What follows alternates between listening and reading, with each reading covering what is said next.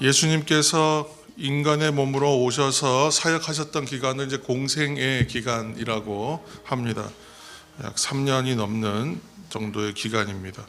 이 공생의 기간에 예수님을 따르던 사람들이 이런 모양 저런 모양으로 따르던 사람들이 많이 있었습니다. 실제로 예수님께서 가시는 곳마다 있었던 일들이 놀라운 말씀의 선포가 있었고, 그 말씀에는 권위가 있었고, 또 말씀과 더불어 놀라운 이적들이 있었기 때문에 허다한 무리가 따랐다, 인산인해를 이뤘다, 이제 이런 기록들이 많이 있습니다. 사람들이 이렇게 몰려들었던 것이죠. 근데 이렇게 많은 사람들이 따랐지만 그 가운데에서 그러면 진정한 제자는 있었는가? 그 수는 아마 많지 않았으리라 생각됩니다. 예수님의 공생애의 사역을 크게 대표하여 세 가지로 나누라 하면 이제 가, 전, 고 이렇게 세 가지로 합니다. 가르치시고, 전하시고, 고치시는 사역. 근데 마태복음을 쓴 이제 마태는 예수님의 사역을 주제로 한 5개 정도로 나눠서 기록한 것 같아요. 그래서 정리해 둔 것을 보면 가르치시는 사역, 고치시는 사역, 먹이시는 사역, 용서하시는 사역, 그리고 기도하시는 사역, 예수님의 사역을 이렇게 5가지 정도로 적어서 소개하고 있습니다. 이제 갈릴리에서 마태복음 그 5장 7장에 기록된 5장에서 7장 사이에 기록된 산상보훈의 설교를 하시고 갈릴리 지역에서 이제 병자들을 계속 고치시고 이제 그 지역을 떠나 갈릴리 지역의 가버나움을 떠나서 이제 데가볼리라고 하는 지역, 다메섹을 포함한 한 10개 정도의 도시가 모여 있는 데가볼리 지역, 곧 이제 가다라 지방, 이제 누가복음에는 이제 거라사 지역 이렇게 되어 있는데 그곳으로 이제 가시게 됩니다. 근데 여행 도중에 한 서기관이 예수님께 나아오는 이제 사건이 있어요. 그래서 마태복음 8장 19절 말씀을 함께 읽겠습니다. 마태복음 8장 19절. 한 서기관이 나와 예수께 아뢰되 선생님이여 어디로 가시든지 저는 따르리이다. 아멘. 선생님이여 어디로 가시든지 저는 따르리이다 하고 이제 고백을 합니다. 서기관이 나와서. 이 당시에 예수님을 따르는 사람들도 많았지만 그와 더불어 또 배척하는 사람들도 상당히 많이 있었는데 그 중에 대표적인 배척 세력 가운데 하나가 서기관들이기 때문에 이 한 서기관이 나와서 이런 고백을 했다 그러는 것 자체가 참 놀라운 일이라고 할 수 있어요. 근데 물고기 2마리와 떡 5개로 그 5,000명을 먹이시는 기적을 보고 많은 사람들이 몰려든 것도 사실이고, 또 고치시는 기적과 이적을 베푸실 때마다 그것에 감동받아서 따르는 사람들이 많았던 것도 사실이며, 또 산상수훈을 통해서 그 말씀의 깊이와 또 말씀의 권위가 있음을 통하여 따르는 사람들도 있었다는 것을 이 서기관의 고백을 통해서 우리가 발견할 수 있습니다. 근데 이 대답이, 예수님 대답이 조금 우리가 생소합니다. 8장 20절 말씀으로 대답하셨습니다. 20절 읽겠습니다. 예수께서 이르시되 여우도 굴이 있고 공중의 새도 거처가 있으되 인자는 머리 둘 곳이 없다 하시더라. 아멘. 또 다른 이가 따르겠다 이야기하는 사람이 나옵니다. 21절입니다. 제자 중에 또 한 사람이 이르되 주여 내가 먼저 가서 내 아버지를 장사하게 허락하옵소서. 아멘. 또 한 제자라 언급한 사람은 이번엔 또 뭐라고 얘기하냐면 돌아가신 아버지를 내가 장례하고서 그리고 나서 이제 예수님 따르겠습니다 이렇게 이야기합니다. 예수님께서 이에 대해서도 대답을 하시죠. 22절입니다. 예수께서 이르시되 죽은 자들이 그들의 죽은 자들을 장사하게 하고 너는 나를 따르라 하시니라. 아멘. 예수님의 대답은 각각 다르셨어요. 그래서 좀 보면 동문서답하신 거 아닌가 하는 생각이 들기도 합니다. 근데 예수님이 말씀하시는 것은 예수님을 따른다라는 의미가 무엇인가를 그 의미를 담아서 말씀하신 것입니다. 그 당시에 예수님과 함께 하고 있는 사람들은 많았지만 무리가 있었다 그랬잖아요. 근데 그들은 호기심에 함께 하는 이들이 많았다는 거예요. 또 서기관 같은 사람은 이제 귀에 들리는 말씀이 좋지요. 그래서 서기관과 같은 이들은 세상의 성공과 잘됨이라는 목적을 가지고 예수님을 따랐던 것 같아요. 예수님을 바라보는 목적과 따르는 목적이 다 다릅니다. 모두가 다른 목적과 생각으로 또 자신만의 이해와 어떤 관계성을 가지고 예수님을 따르겠노라 이렇게 말하고 있습니다. 오늘 예수님은 제자로서 예수님을 따른다는 것이 어떤 의미인가, 또 이것이 얼마나 중대한 일인가, 이 생각하게 하시는 말씀을 주고 계신데, 사랑하는 성도 여러분, 오늘날도 수많은 교회와 수많은 사람들이 성도라고 불립니다. 성도라고.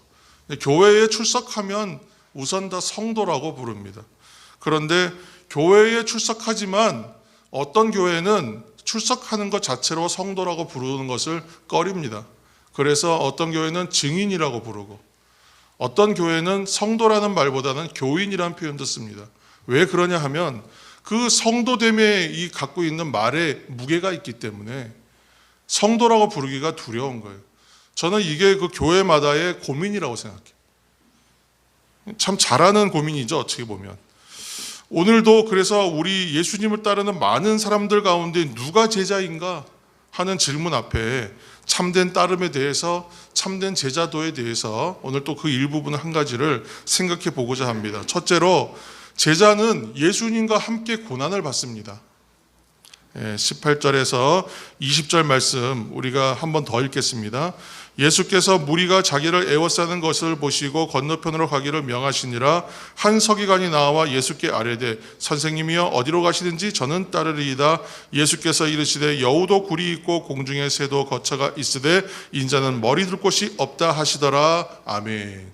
예수님께서 이렇게 질문을 받고 대답을 이제 하셨는데, 당시 서기관 말씀드렸지만 예수님을 대부분 대적하던 사람들이거든요. 근데 본문에 나타난 이 한 서기관은 이 자체로 우선은 칭찬할 만한 사람입니다. 예수님께 어디든지 주님과 함께 가겠습니다 라고 아주 정확한 답을 이제 요청을 하고 있습니다. 근데 그는 아마도 예수님 말씀에 감동을 많이 받은 것 같습니다.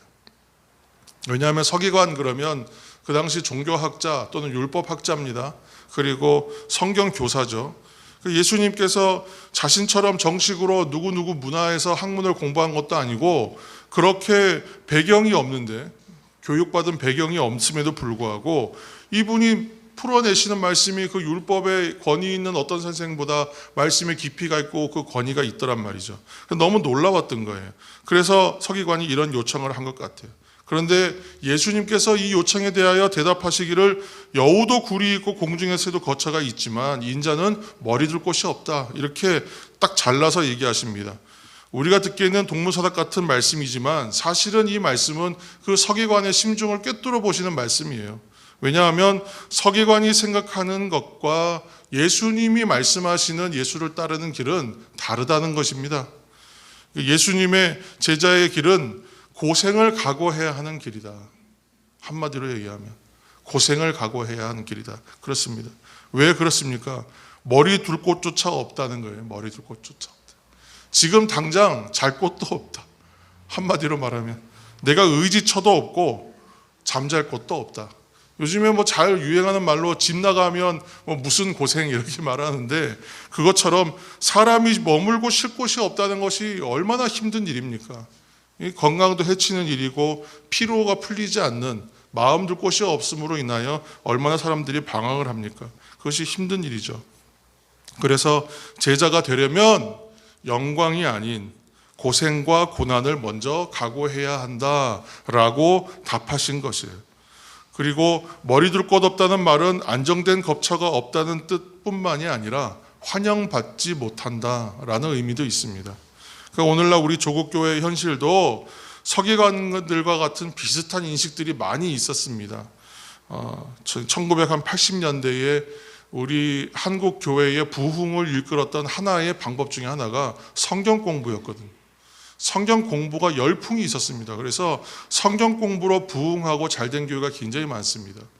왜 이 성경 공부라고 얘기하냐면, 당시에부터 지금까지 한국에서 휩쓸었던 하나의 훈련은 제자 훈련이었는데, 제자 훈련에 그 본질이 있어요. 근데 그 본질적 정신은 다 사라지고 형식만 남았어요. 그러니까 모든 교회에서, 대부분의 교회에서 제자 훈련한다 그러면 성경 공부 교재 가지고 교재 중심에, 공부하는 중심에 그 공부하는 것으로 훈련한다고 생각했어요. 그래서 점점 어려워지는 거예요. 쉬운 것부터 어려운 것까지, 1단계부터 8단계까지. 그렇게 뭐 10단계까지 나눠서 공부하는 것으로, 그리고 다 해서 1년, 2년 공부하고 나면 훈련이 끝났다 했단 말이에요. 근데 그렇게 해서 과연 제자 훈련이 되었을까요?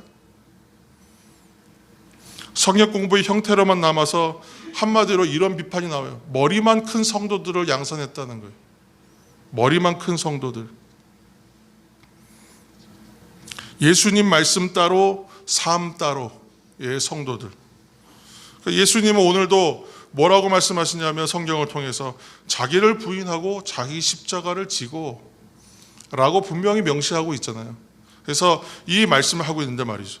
그러므로 우리는 생각해야 돼요. 나는 무리에 속하는가 아니면 제자로서 따르고 있는가, 그걸 생각해 보아야 한다는 것입니다. 디베라 언덕에서 산상설교의 말씀을 들었습니다. 그렇지만 그 말씀을 들었지만 이내 돌아간 사람들이 있어요.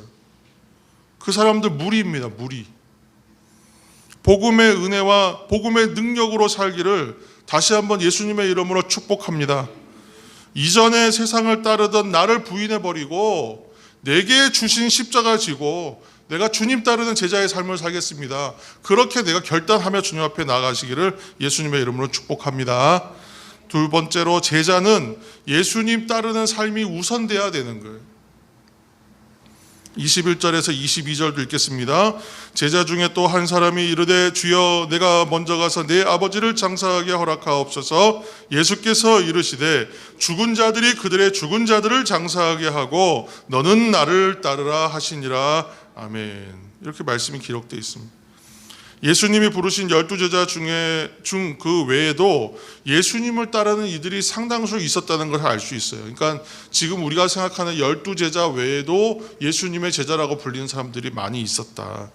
근데 그 중에 한 사람이 얘기해요. 돌아가신 자기 부친을 장사하러 내가 가겠습니다. 장사하고 와서 장례를 치르고 와서 내가 예수님 따르겠습니다.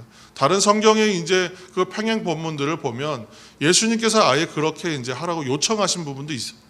그 요청에 대하여 대답하기를 저는 장사 지내고 와서 따르겠습니다. 그렇게 말했다는 것이죠. 근데 우리 민족도 그렇지만 유대 사회에 있어서도 돌아가신 부친을 장사하는 일은 상당히 중요한 일입니다. 이거 안 하면 사람 취급 못 받는 일입니다. 그리고 복잡해요. 그리고 장례가 오래 걸려요. 큰일입니다. 그리고 돌아가시고 나면 보통은 하루 24시간 이내에 장례 치러야 해요. 긴급한 일이기도 했어요. 그러니까 미룰 수 없는 일이라는 것입니다. 그렇게 요청하는 제자 중 한 사람에게 예수님께서 대답하시기를 죽은 자들이 그들의 죽은 자들을 장사하게 하고 너는 나를 따르라, 이렇게 좀 대답해 주고 계시는 거예요. 무슨 의미인가요? 그러면 사실 죽은 사람을 장사 지내는 일은 누가 할 수 있어요? 어려운 질문 아니지 않습니까? 살아있는 사람이 할 수 있는 거예요. 죽은 사람 장례 치르는 건 살아있는 사람이 할 수 있는 일인데 어떻게 죽은 자들에게 죽은 자들을 장사해야, 죽은 자들이 죽은 자들을 장사하게 해라, 그 말이 참 어려운 말이잖아요. 근데 왜 이렇게 표현하셨을까? 이것은 제일 먼저 생각해 보면 영적 생명이 없는 사람, 영적 생명이 없는 사람, 생명의 목적이 없는 사람, 뭐 그렇게 말할 수도 있겠습니다. 우리 이제 오늘날의 표현들을 더 풀어내면 참된 신앙이 없는 사람이라고 할 수도 있습니다. 한번 여러분 잘 생각해 보시기 바랍니다. 인생의 여러 선택 중에서 여러 선택이 있었어요. 여러분 인생에 오면서 지금까지 삶을 사시면서 여러 선택의 인생을 살아오셨는데 그 선택 가운데에서 후회되는 선택이 없는가 한번 돌아보세요. 아, 그때 이것이 아니라 저것을 먼저 했어야지. 그때 이런 선택이 아니라 저런 선택을 했어야지. 그때 이것이 우선되는 일이었으니 그 일을 먼저 하고 이 일을 했어야 되는데 라고 여러분 후회하는 일 또는 선택에 대하여 고민했던 일들이 혹시 기억이 없으십니까? 어느 인생이든 분명히 이런 일들이 있었을 거란 말이에요. 그런데 그 인생을 살아오면서 생각하는 것은 정작 중요한 일을 놓치면서 우리가 계속하여 잘못된 선택을 하고 있을 수도 있다는 거예요. 인생이 잘 안 된 이유가. 신앙생활에 있어서 가장 우선되는 분별의 요소는 늘 동일하게 말씀드리고 있어요. 가장 중요한 요소는 생명이에요. 생명. 생명이 없으면 더 말할 것이 없어요. 이미 죽었는데 무슨 얘기를 할 수 있어요? 우리는 살기 위해서 얘기하고 살아있음으로 말미암아 이야기하는 것이지 죽기 위해서 얘기하는 것이 아니고 죽은 사람으로서는 얘기할 것이 없습니다. 그렇지 않습니까? 그래서 항상 어떤 일들을 선택할 때에 중대한 일들을 결정해야 될 때 결정하는 중요한 요소는 이 한 가지 기준이에요. 생명이 있는 일인가? 이게 생명을 살리는 일인가? 이것이 생명이 생명되게 하는 일인가? 생명의 가치를 돋보이게 할 수 있는 일인가? 그것을 고민하면 돼요. 그러면 큰 실수 안 합니다. 실수하기 어려워요. 제가 사역했던 이전의 경험들을 비춰봐도 그래요. 참으로 헌신된 분들이 많이 있었어요. 그래서 그분들 때문에 사실은 그 교회가 이름값하고 이름값하는 교회 되게 해달라고 기도해 주셨는데 그 사람들 때문에 그 교회가 교회되게 하고 교회가 유지됐던 것입니다. 그러나 연말이 되면 겪는 일들이 뭐예요? 항상 연말 되면 항상 겪는 목회자들이 가장 힘든 일이 뭐냐면 일꾼 세우는 거예요. 일꾼 세우는데 100이면 100 전부 다 저는 안 됩니다. 저는 안 됩니다.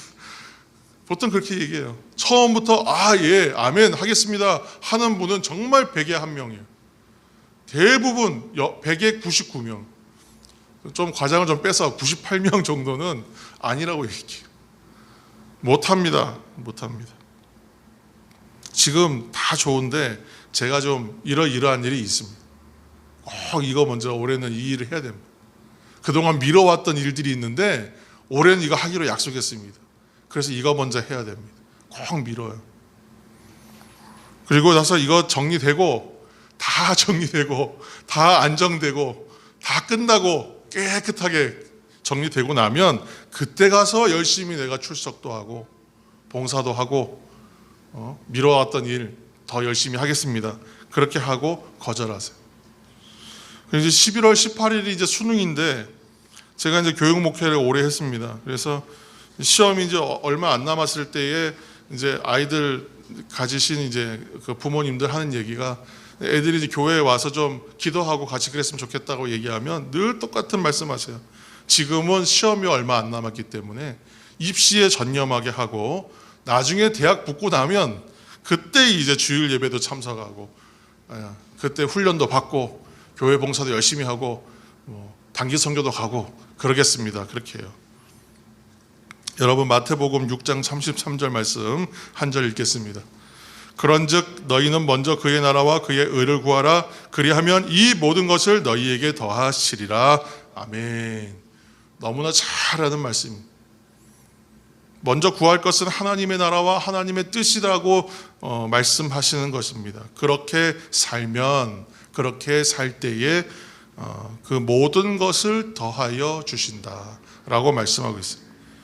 모두가 사람들이 우선된다고 얘기하고 있는 요소들은 사실은 이 모든 것에 해당하는 거예요. 오늘 말씀 구절에 얘기하면 너희는 그의 나라와 그의 의를 구하라. 그리하면 이 모든 것을 너희에게 주실 것이라고 말씀하시는 모든 것을 우선적으로 구하고 있는 것이 현실의 신앙의 모순이라는 겁니다. 지금 말하고 있는 그 모든 중대한 일들은 주님께서 약속하시는 하나님 나라와 하나님 뜻을 구하는 자에게 주시는 그 모든 것에 해당하는 일일 뿐이에요. 안타깝지만 그렇습니다. 그래서 모두가 사람들이 세상에 그렇게 살더라도 제자는 어떻게 살아야 되냐? 나중된 자로서 먼저 된 자 되기를, 나중된 자로서 먼저 되기를 그렇게 살아야 하는 거예요. 8장 22절 말씀을 메시지 성경으로 제가 읽겠습니다. 메시지 성경으로. 예수님께서 거절하셨다. 중요한 일이 먼저다. 내 본분은 삶이지 죽음이 아니다. 나를 따라오너라. 생명을 쫓아라. 핵심만 써요. 메시지 성경 보면 필요한 이야기입니다. 그렇죠? 예수님께서 그 장례 치르고 오겠다는 걸 거절하시는 거예요. 뭐라고 얘기하냐면 중요한 일이 먼저다라고 얘기하세요. 설명을 안 하세요. 그냥 중요한 일이 먼저야. 내 본분은 생명이지 죽음이 아니다. 그러므로 나를 따라오너라. 그 따르는 것은 무슨 삶이에요? 생명을 쫓는 삶이다. 생명을 쫓아라. 그것이 중요하다라고 얘기하시는 거예요. 자, 생업이고 뭐고 다 내려놓고 주님만 바라보고 살아라. 그렇게 우리의 메시지를 받을 수도 있겠지만 그런 얘기가 아니잖아요. 삶 속에서 무엇이 우선순위인가를 알라고 말씀하시는 거죠.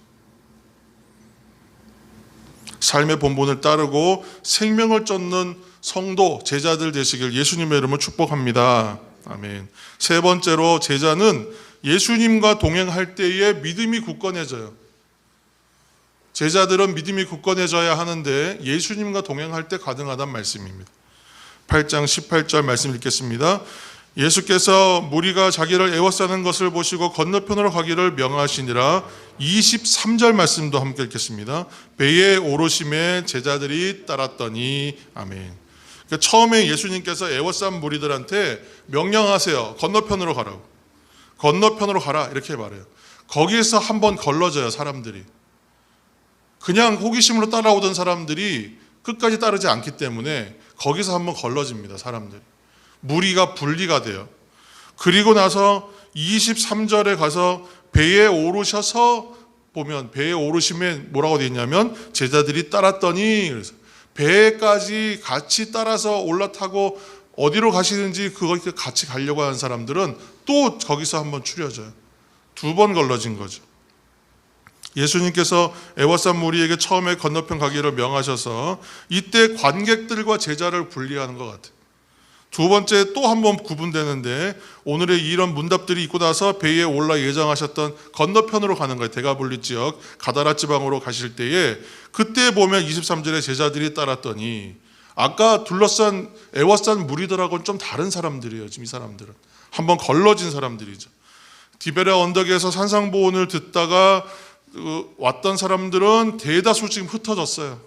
이제 예수님을 따르겠다고 하는 제자들만 이제 앞에 이 두 번의 예비 과정을 거쳐서 좀 통과하여 이제 이 배에 같이 있어요. 추려진 사람들입니다. 근데 제자들이 타고 가던 배에 갑자기 폭풍이 와요. 풍랑을 잠잠케 하시는 사건이 나와요.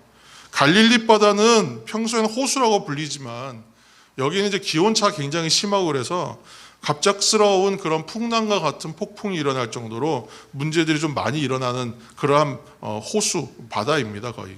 근데 그런 폭풍을 당하니까 갈릴리 바다에서 어부로 잔뼈가 굵었던 제자들이 섞여 있는데 이런 제자들까지도 생명의 위협을 느껴요. 왜냐하면 이 물을 잘 알기 때문에 이분들은 더 지금 두려운 거예요. 아, 이거 심각한데, 굉장히 위험한데 이거, 그렇게 생각하게 된 거예요. 그러니까 제자들이 급하니까 예수님 우리가 이러다 다 죽겠습니다. 우리를 좀 구원해 주십시오 하고 주무셨어요. 예수님부터 주무셨거든요. 주무시는 예수님을 깨웠어요. 그리고 예수님께서 말씀하시기를 믿음이 작은 자들아 이렇게 하시고 왜 무서워하느냐 이 말씀하신단 말이죠. 어부 출신이었던 제자들이었기 때문에 이 위협이 지금 보통의 위협이 아니라 위험하다고 판단하였던 거예요. 그런데 예수님께서 그렇게 말씀하셨죠. 24절 말씀 한번 읽겠습니다. 바다에 큰 놀이 일어나 배가 물결에 덮이게 되었으되 예수께서는 주무시는지라. 아멘. 예수님은 주무셨어요. 한마디로 주님은 평안 가운데 있었다는 거예요. 평안 가운데. 저희가 지금 계속 평안에 대한 얘기를 하고 있는데 평안 가운데 있었어요. 예수님께서 나중에 부활하셔서 제자들을 향하여 주셨던 첫 말씀이 그 말씀이셨잖아요. 평강이 있으라. 평강이 있으라. 예수님의 사역은 이사야 선지자가 예언한 대로 평탄하지 못한 세상을 평탄케 하시는 사역이었어요. 밸런스가 안 맞거든요. 사람들이. 이 땅에 있는 일들이 오르락내리락 하는 일들이 항상 있거든요. 인생이 업앤다운이 심하거든요. 근데 이 평강하지 못한 세상을 향하여 평강을 선포하시는 일을 하기 위하여 오셨다는 거예요. 제자들이 두려웠다는 건 이유가 뭐겠습니까? 제자들이 본 것이 무엇이죠? 파도를 보았어요. 제자들이 본 것은 무엇입니까? 바다를 보았어요. 성도들이 두려운 문제는 뭡니까? 문제를 보기 때문에 두려운 거예요. 성도들이 괴로운 이유는 뭐예요? 인생의 일만을 바라보기 때문에 그래요. 세상을 바라보기 때문에 그렇습니다. 그 문제를 아무리 쳐다보고 있어도요 답이 안 나와요. 거기서는 항상 말씀하지만 문제인 이유는 잘 풀리지 않기 때문에 문제예요. 그러나 문제는 문제이기 때문에 결국은 답이 있어요. 답은 있습니다. 풀리지 않는 문제는 없어요. 풀기 어려울 뿐이지. 그런데 사람들이 항상 빠지는 함정은 뭐냐면 그 문제에 침몰하여 가라앉는 거예요. 그리고 포기하고 낙심하고 주저앉아 버리는 거예요. 사랑하는 성도 여러분, 그리고 온라인으로 예배하시는 성도 여러분, 그때에 우리는 무엇을 바라보아야겠습니까? 오직 그때는 예수님만을 바라보시기를 예수님으로 축원합니다. 시선을 예수님께 돌려야 돼요. 신앙의 방향성이라고 했잖아요. 신앙은 방향성이다. 어디를 보고 있느냐가 너무 중요합니다. 내 몸이 어디를 향하고 있는가가 중요해요. 온전한 방향성을 갖고 있는 사람이 스타트도 빨라요. 출발 그러면 이 방향이 맞는 쪽에 서 있는 사람은 빨라요. 반대편에 있는 사람은 몸을 돌려야 될 거 아닙니까? 단순하게 생각해도. 신앙은 방향성일 수밖에 없어요. 그래서 신앙의 본질은 무엇을 향하고 있는, 내 믿음과 신앙의 방향성이 무엇을 향하고 있는가가 중요합니다. 그러므로 다시 한번 축복합니다. 예수님 한 분만 붙잡으시기를 축복합니다.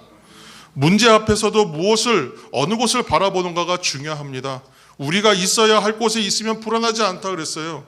우리의 시선이 엉뚱한 것을 쳐다보는 것이 아니라 바라보아야 할 곳을 바라보고 있다면 문제가 없습니다.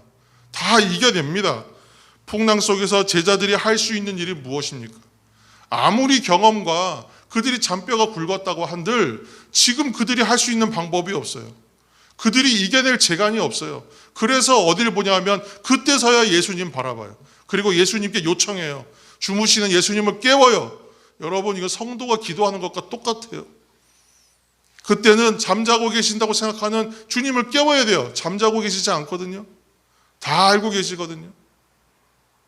그리고 그가 계시던 그 평강함을 나눠주세요. 선포하신다고. 바다를 향하여 잠잠하라 얘기하신다고요. 잠잠하라. 그러면 자연도 순응한다고. 자연도. 세상에 어떠한 일들이 주님께서 평강하라 말씀하시는데 평강하지 않을 문제가 어디 있습니까? 왜 두렵습니까? 문제를 바라보지 마시고, 문제는 우리가 알고 있어요. 이미 문제라는 것을. 고민했잖아요. 어디를 봐야겠습니까? 주님을 바라보시는 저와 여러분 되시기를 예수님으로 축원합니다. 자신들의 오랜 경험과 힘으로 안 된다는 것을 확인하고 있어요. 여러분, 내 힘으로 안 된다고 생각할 때가 있지 않습니까? 그때 부끄러워하지 마시고 기도의 자리로 나아가시기를 바랍니다. 풍랑도 세상의 어떤 일도 예수님을 흔들 수 없어요. 예수님을 깨울 수가 없어요. 예수님을 움직이시게 할 수가 없어요. 그러나 제자들이 외쳤을 때에 예수님께서 응답하시잖아요. 성도들이 기도하면 하나님은 응답하신다는 겁니다. 나의 작은 신음소리에도 응답하신다 그러죠. 여러분 그 찬송했잖아요. 여러분 찬송의 고백처럼 이루어질 줄로 믿습니다. 우리가 걷는 길, 성도의 길, 제자의 길은 그래서 결코 혼자 걷는 길이 아닙니다. 어렵다고 지금 우리가 첫 번째, 두 번째 하는데 너무나 어려워 보이잖아요. 그 길이. 그러나 혼자 걷는 길이 아니에요. 고난에 참여하는 힘든 길이지만 이 길은 혼자 걷는 길이 아닙니다. 세상의 비난과 멸시를 받는 길입니다. 그래서 어렵습니다. 그러나 혼자 걷는 길이 아닙니다. 그 길은 결코 혼자가 아닙니다. 주님이 함께 동행하여 주시는 길입니다. 우리와 함께 하시는 예수님을 굳게 붙드는 믿음을 회복하셔서 이 제자의 길을 기쁨으로 평안함 가운데 넉넉히 걸어가시는 우리 모두가 되시기를 예수님의 이름으로 축복합니다. 기도하겠습니다. 하나님, 무리인가 제자인가 라는 이 두려운 제목을 가지고 하나님의 말씀을 생각할 때에 우리의 힘과 능력으로는 할 수 없지만 그러나 주님께서는 하실 수 있습니다. 그러므로 우리는 혼자 걷는 길이 아니라 주님과 동행하는 이 길을 걸어가기 때문에 넉넉히 이기게 되며 넉넉히 걸어가게 될 줄로 믿습니다. 그 길이 힘들고 어려운 길일 수 있습니다. 그 길이 참으로 만만한 길이 아닐 수 있습니다. 그러나 주님이 나와 동행하여 주신다면 그 길을 우리가 걸어갈 수 있습니다. 주님께서 우리와 함께 하신다는 것을 믿음으로, 또 힘들고 어려울 때마다 주님을 바라보는 믿음의 방향성을 가지고 이 길을 걸어가는 성도 되고 또한 제자 되는 우리 모두가 될 수 있도록 주님 인도하여 주옵소서. 예수님의 이름으로 기도합니다. 아멘.